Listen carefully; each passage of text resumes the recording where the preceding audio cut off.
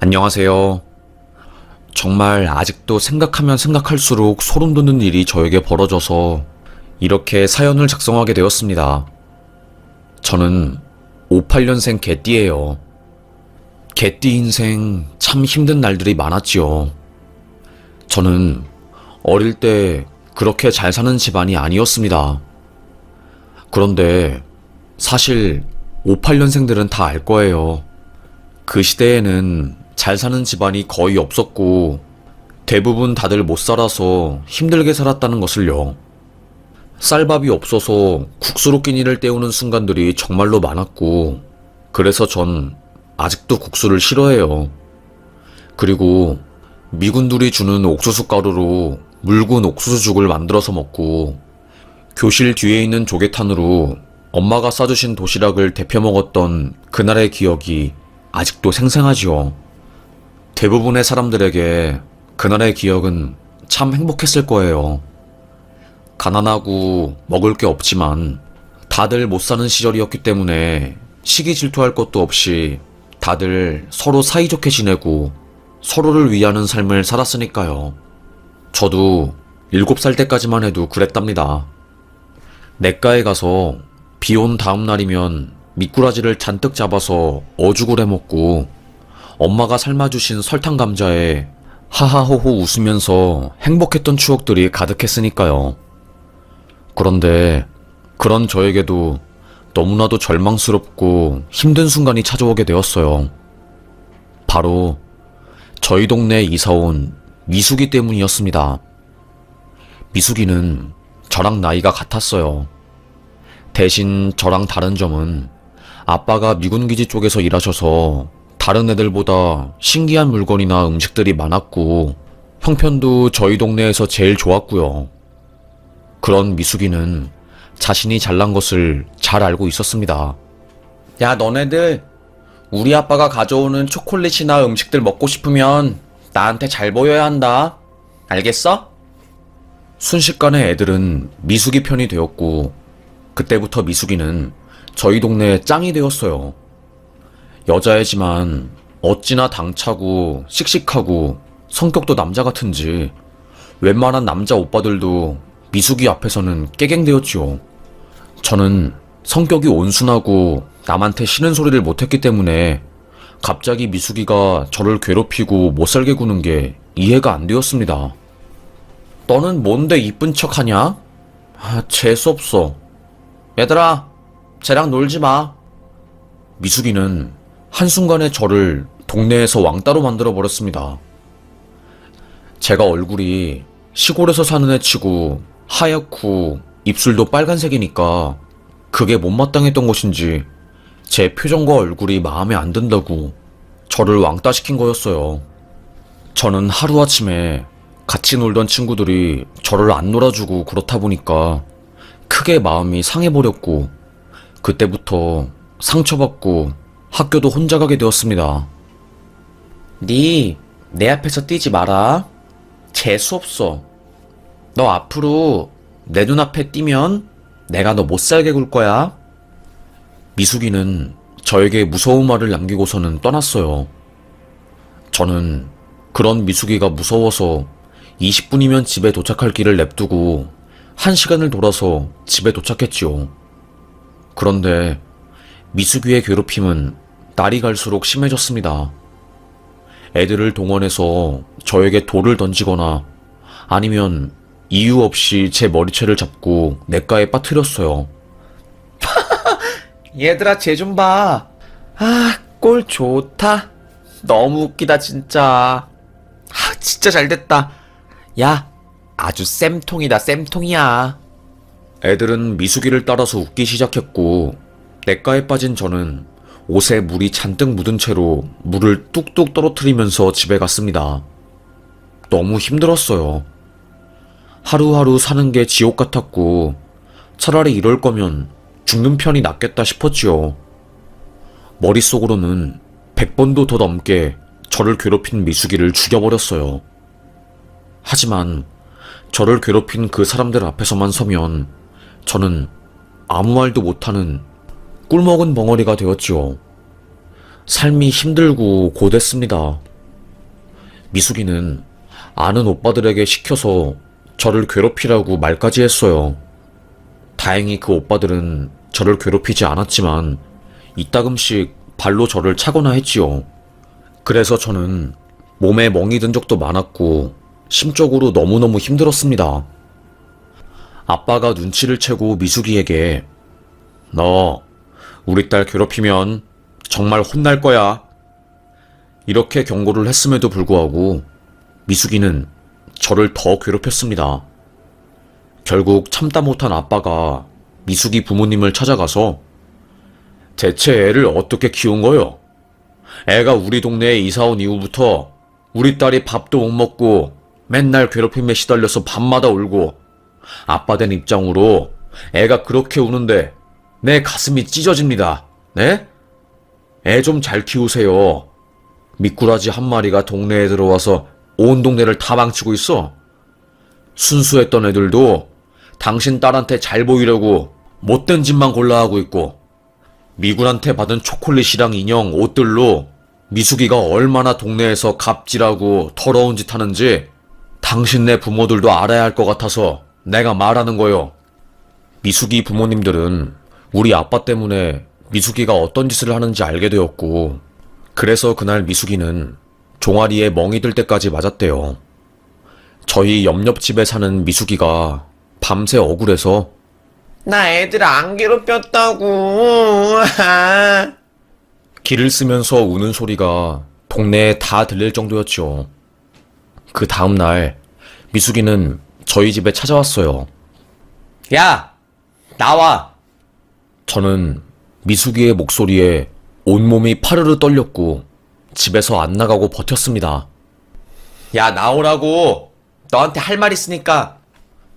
동네 떠나가라 들리는 그 아이의 목소리 때문에 저는 결국 밖에 나왔고 그때 걔가 제 귀를 잡고 질질 끌고 갔어요. 니 미쳤냐? 니가 뭔데 우리 엄마 아빠한테 나를 일러? 너는 오늘 내가 죽여버릴 거야. 죽으라고. 그 아이는 동네 오빠들이랑 애들을 총동원해서 저를 냇가로 끌고 갔어요. 그 전날에 냇가에 물이 엄청 불었기 때문에 그곳에 들어가면 목숨이 위험했습니다. 하지만 그 나쁜 애는 닌 죽어야 돼. 넌 구제불능이야. 알겠어? 바위 위에 서 있는 저를 팍 밀어버렸고 저는 깍 소리를 내면서 속절없이 그 냇가에 빠져버렸어요. 괴물처럼 철렁이는 물가에서 저는 수영도 못한 채로 물 흐름에 떠밀려 갔습니다. 아빠, 제발 나 살려줘. 아빠, 제발. 살려고 발버둥 치면 칠수록 입안에는 물이 와르르 들어갔고 저는 그 때문에 코피를 쏟아내면서 물속에서 발버둥을 쳤어요. 결국 제가 물을 너무 많이 먹어서 기절을 하게 되었고 눈을 떠보니 한 병원이었습니다. 아빠는 제 앞에서 펑펑 울고 있었고 간호사는 의사 선생님, 아이 깨어났어요. 그래요? 의료진들은 제 곁으로 와서 저의 맥박이랑 몸 상태를 확인했습니다. 알고 보니 저는 물에 빠져서 기절을 했고 강에 하류까지 쓸려갔다가 그 근처에서 수심을 확인하는 공무원들이 아이가 물에 빠진 채로 떠밀려 온 것을 보고 저를 구조한 거였어요. 구조될 당시에 저는 맥박이 희미했고 인공호흡으로 겨우 살아난 거였습니다. 저는 그날의 기억으로 인해서 실어증에 걸렸고 1년간 사람들이랑 제대로 만날 수도 없고 이야기를 할 수도 없었어요. 아빠는 제가 말을 하지 않아도 미숙이가 이런 짓을 벌였다는 것을 알고 없는 형편에도 힘들게 이사를 갔어요. 아빠가 미안하다. 우리 딸내미 지켜주지 못해서 아빠가 너무너무 미안해 정말로. 아빠가 우리 딸을 지켜줬어야 하는데. 하염없이 뜨거운 눈물을 흘리는 아빠에게 제가 더 미안했습니다.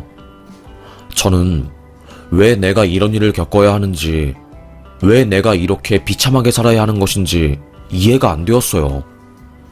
미숙이 그 애를 죽이고 싶은 마음도 굴뚝 같았지만 저는 아무런 힘이 없는 아이였고, 그렇게 결국 현실에 수능을 하고 치료를 받으면서 이사간 동네에서 적응을 하며 살았죠.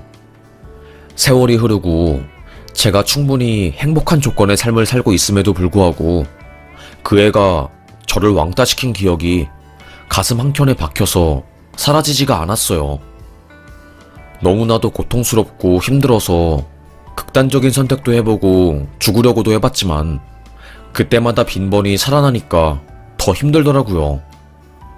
다행히 좋은 남편을 만나서 저의 과거를 다 이해해주고 함께 정신과 치료도 받으면서 상황이 많이 좋아지게 되었습니다. 남편은 의사였어요. 저는 서울에 있는 대학에 진학해서 남편과 미팅을 통해서 만나게 되었고, 저를 보고 한눈에 반한 남편과 8년간의 연애 끝에 결혼하게 되었죠. 남들은 어머, 어떻게 키도 크고 공부도 잘하고 저렇게 멋진 남편을 만났어. 정말 대박이다, 대박이야. 너무 부러워. 최고야.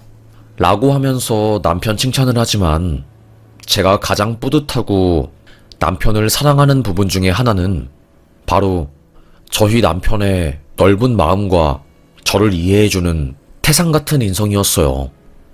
나는 당신이 과거에 그렇게 힘든 시절을 겪었다고 해서 당신을 문제가 있는 사람으로 취급하지 않아.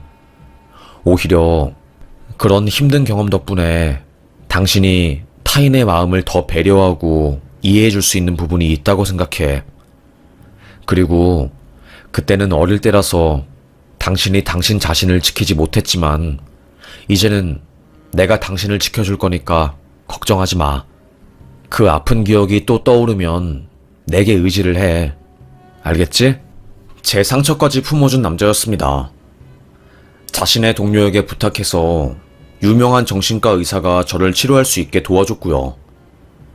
결혼하고 나서 심적으로 많이 안정이 되고 좋은 사람을 만나서 행복해진 덕분에 아이를 낳아서 저는 행복하게 살 수 있었어요. 그런데 딸은 엄마를 닮는다고 딸이 고등학생일 때 전교 1등을 달리고 있었다가 왕따를 당하게 되었어요. 엄마, 나 너무 힘들어. 학교에서 애들이 나 괴롭혀. 하면서 털어놓더라고요. 저는 깜짝 놀랐고 딸에게 엄마도 왕따를 당한 적이 있다고 얼마나 힘든지 아니까 네가 너무너무 힘들면 학교를 자퇴하고 혼자서 공부를 해도 좋다고 말을 해주었습니다. 딸은 결국 자퇴를 했어요. 나를 왕따시킨 애들한테 지지 않을 거야. 어떻게 해서든지 최선을 다해서 행복해질 거고 나를 믿어준 엄마에게 보답할 거야. 고등학교를 자퇴한 딸은 시험을 봐서 검정고시에 합격했고 수능을 곧잘 봐서 대한민국에서 유명한 법대에 들어가게 되었어요. 그때 사법고시 마지막 시대였고 딸은 대학을 다니면서 사시를 준비하다가 진로를 바꾸어서 로스쿨에 들어가게 되었고 변호사가 되었습니다. 엄마, 나는 앞으로 나처럼 힘든 시기를 보내는 청소년들을 위해서 변호해주는 변호사가 될 거야. 나도 고등학생일 때 너무너무 힘든 순간들을 보냈고 그때 어른들이 없었다면 극단적인 선택을 할 수도 있었어. 나는 다행히 엄마 아빠가 나를 지켜줘서 다행이었지만 그렇지 못한 사람들도 있을 것 같아서 내가 이제는 변호사가 되어서 혼자 힘들게 학교 폭력이나 왕따에 맞서고 있는 애들을 위해서 법률적인 자문을 해줄 수 있는 사람이 되려고. 딸의 말에 저는 감동을 받았어요. 그렇게 딸은 로펌에 소속된 변호사로 활동하면서 동시에 공익적인 일도 함께하게 되었습니다. 최선을 다해서 사는 딸이 너무나도 보기 좋았지요. 그런 딸이 갑자기 저에게 결혼하고 싶은 사람이 생겼다고 하면서 한 남자를 소개시켜줬어요. 알고 보니 딸과 함께 로펌에서 일하는 사람이 아니 하늘 씨는 결혼 정년기가 다 됐는데 왜 연애를 안 해요? 신기하네. 내가 아는 의사 있는데 소개받아 볼래요? 아, 그래요? 뭐 소개해주신다고 한다면 당연히 소개받죠. 소개팅을 받아서 서로 마음에 들어 교제를 하게 되었고, 사귄 지 딱 1년이 되었을 때 청혼을 받았다고 하더라고요. 그래서 딸이 청혼을 받은 뒤에 사실은 남자친구가 있었고 1년 정도 사귀었고 결혼하고 싶다고 저희 부부에게 말한 거였죠. 조금 놀랐습니다. 저는 딸이 연애하는 것도 몰랐거든요. 우리 딸이 선택한 남자니까 엄마가 우리 딸내미 선택에 대해서 왈가왈부하진 않을 거지만 외롭다고 해서 아무 남자랑 만나서 결혼하면 안 된다. 결혼은 해도 그만, 안 해도 그만인 것 같아. 그렇기에 더더욱 신중하게 결정하고 고민해서 선택하는 게 좋을 것 같아. 엄마는 딸 믿는다? 엄마, 걱정하지 마. 이 사람 좋은 사람인 것 같아서 나도 오랜 시간 고민하다가 이렇게 말하는 거니까. 알겠지? 저는 웃음을 지어 보였습니다. 그래도 딸이 변호사 시험도 합격하고 똘똘하게 자기 인생 잘 펼치면서 사니까 저는 충분히 딸이 좋은 남자를 고르는 눈이 있을 거라고 생각을 했어요. 그래서 별다른 의심 없이 딸의 결혼을 수락했죠. 남편도 남자는 책임감 하나만 보면 돼. 뭐 인물이나 그런 것보다는 가장 중요한 게 책임감이야. 알겠지? 의사까지 된 놈인 걸 보면 책임감 하나는 괜찮은 것 같다. 남편과 저 둘 다 딸의 결혼에 대해서 허락을 했고, 그렇게 딸내미는 분주하게 결혼 준비를 하게 되었어요. 엄청 바쁜 것 같더라고요. 변호사 일도 하면서 결혼 준비까지 하니까 딸이 날이 갈수록 얼굴에 살이 쪽 빠지는 게 보였습니다. 그걸 지켜보는 저도 마음이 아팠지만 그래도 딸내미가 잘 할 수 있을 거라고 생각해서 믿었지요. 시간이 흘러서 약속했던 상견례 날이 다가오게 되었고 저는 고가 옷을 꺼내 입고 상견례장에 가게 되었어요.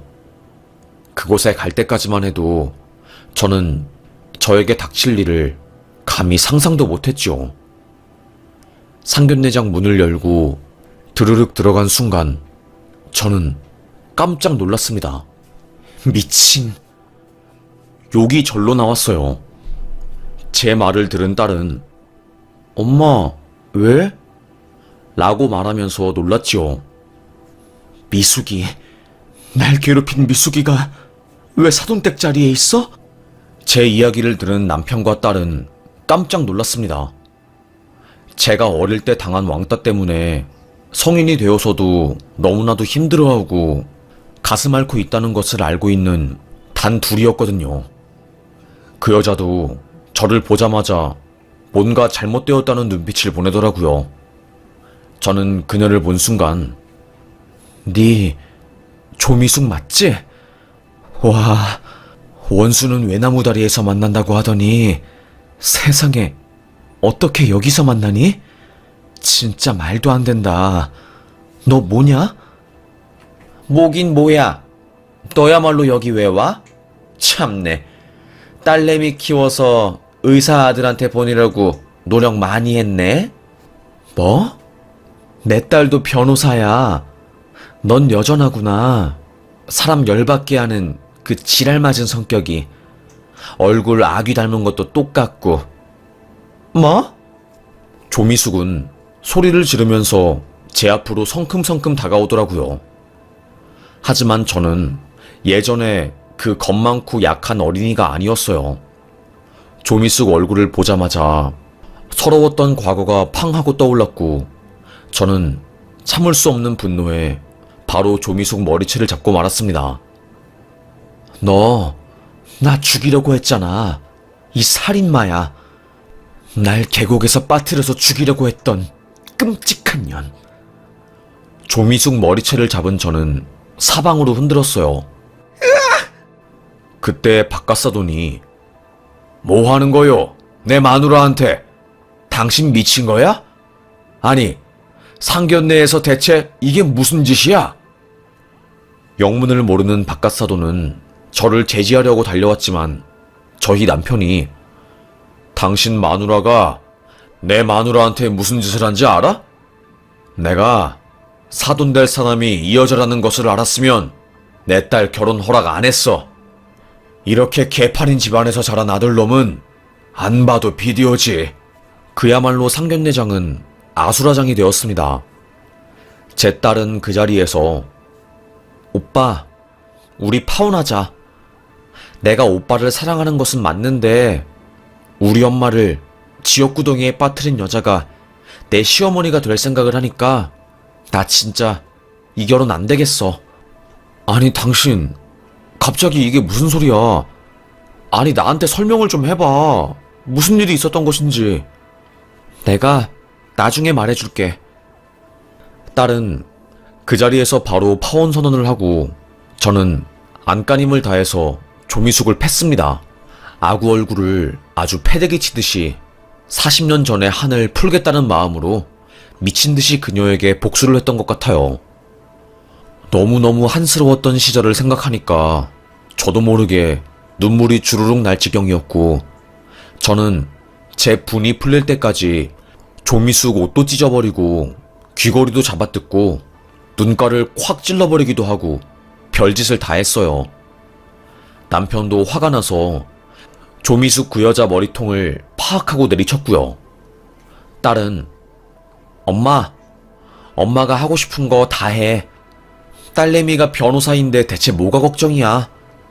딸내미가 엄마 변호 다 해줄 거니까 걱정하지 마. 그 순간만큼은 세상에서 딸이 제일 든든하고 자랑스러웠습니다. 조미숙은 몇십 년 전 일을 가지고 왜 이제 와서 난리야? 너 이런 식으로 하면 나도 못 참아. 몇십 년 전 일? 너 때문에 내가 몇십 년 동안 고통받은 건 생각 못하니? 정말 너 때문에 미치겠다. 질투에 눈이 멀어가지고 같은 동네 친구 냇가에 빠뜨려서 죽이려고 했던 주제에 뭐가 어쩌고 저째? 너 진짜 독하다 독해.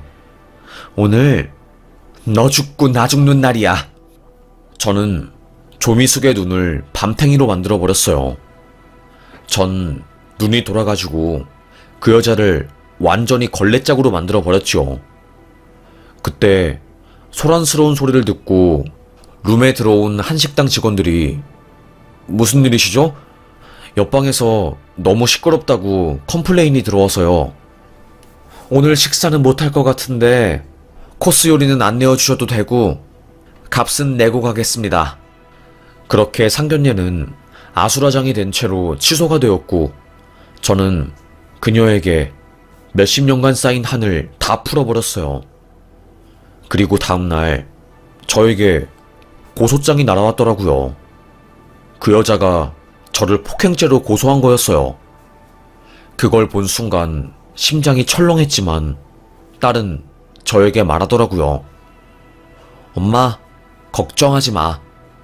그쪽에서는 맞은 증거가 없지만 나는 있거든. 그 여자가 손으로 엄마 머리채를 때리려고 한 순간을 내가 핸드폰으로 찍었으니까 이거 증거자료로 제출할 거고 맞고소할 거야. 알겠지? 엄마가 손해보는 건 하나도 없어.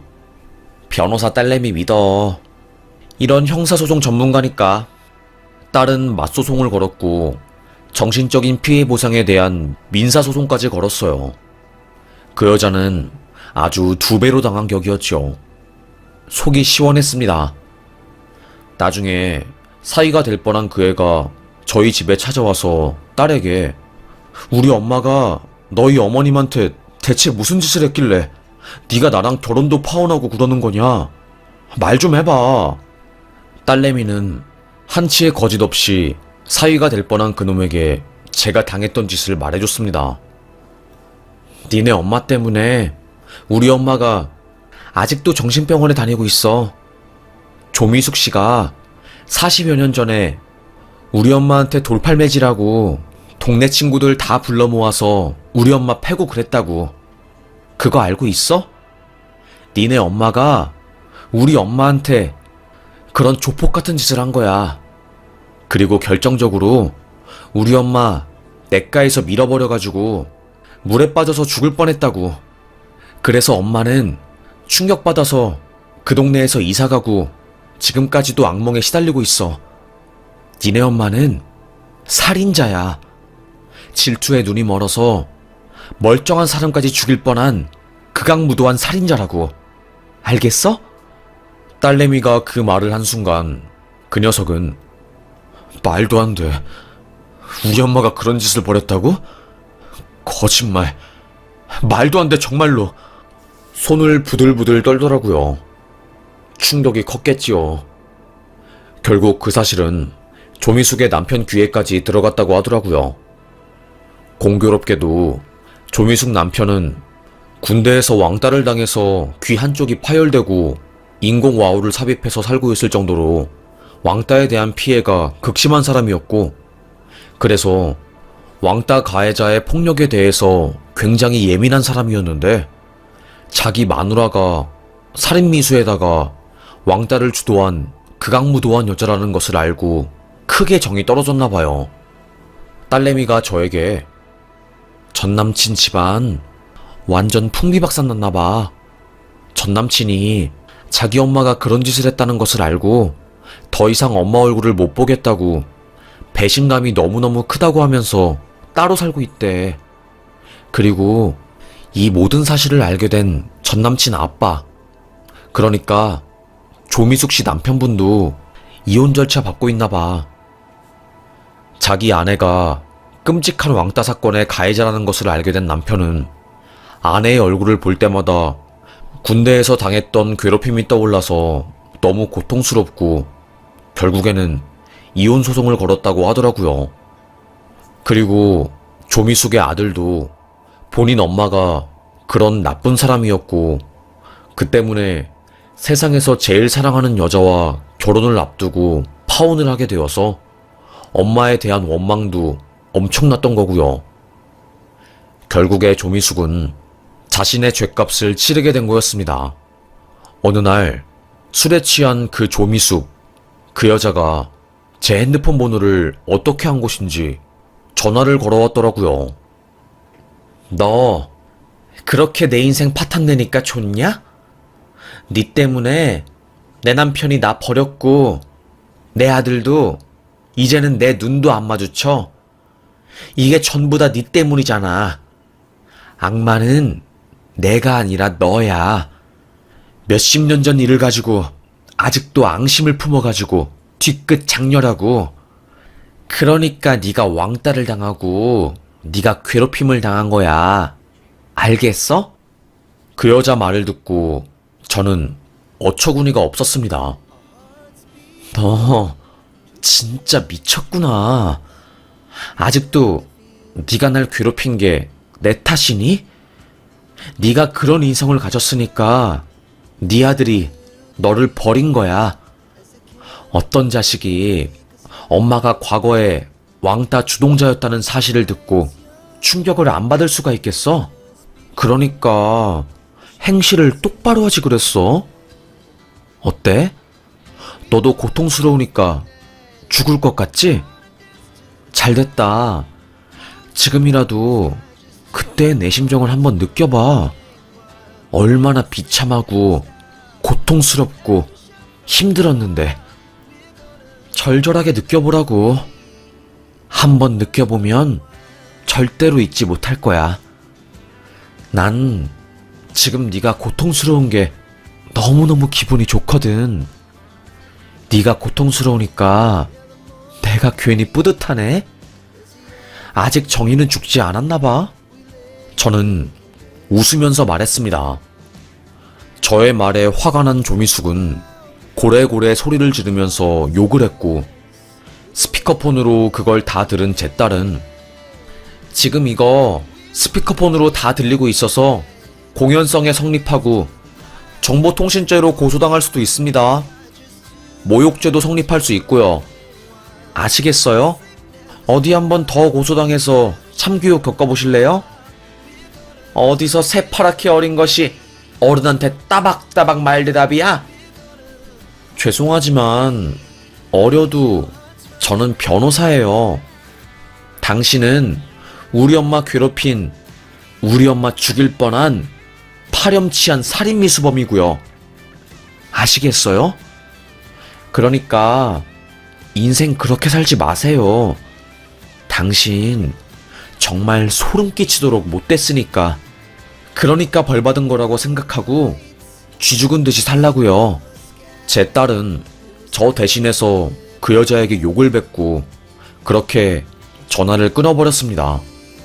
끝까지 복수를 해버리니까 수십 년간 마음에 무거운 돌덩이로 있었던 무언가가 쑥 하고 내려가는 듯 했어요. 그 이후로 저는 더 이상 밤에 잠을 잘 때 악몽을 꾸지 않게 되었고, 폭력적인 장면이 나오는 영화도 마음 편하게 볼 수 있게 되었죠.